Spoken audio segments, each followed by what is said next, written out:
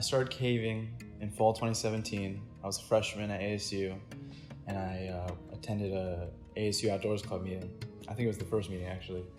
And there was this old guy there. His name's Ray Keeler.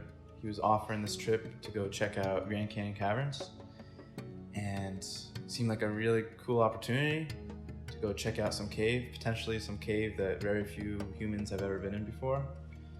And yeah, I signed up, I went on the trip. It was a really great experience.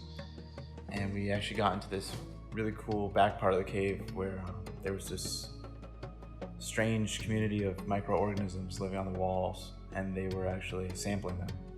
So that was a really fun trip to just like get into caving and also see a little bit of the science behind it. And why? I would say caving really offers a really special kind of exploration.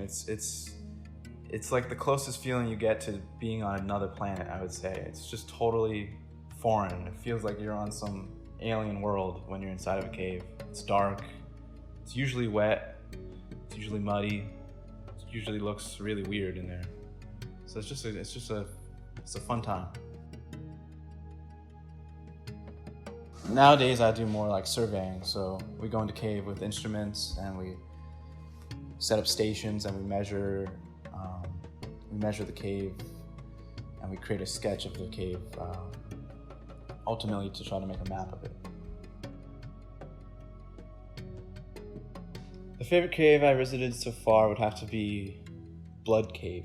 It's part of the Silvertip Cave system. It's in Montana, and we were out there for about a week on an expedition surveying it. It's a really cool cave. It's a really cold cave. We were there in the middle of the summer, and it's interesting. As soon as you step out of the sunlight and you're inside the cave, there's snow on the ground, and as you go deeper into the cave, there's ice and there's freezing temperatures. It's really interesting, and it's really like no other cave I've been in before. There's some vertical aspects to it where you have to actually be on rope, either going up the rope with an ascender or going down the rope with a descender. And yeah, it was just a really cool trip. Got to see some really cool formations. The cave gets its name for these like really deep crimson red formations it has that actually look like blood, like dripping blood. And yeah, it was a really cool trip. Got to meet some really cool cavers and got to do some really cool survey.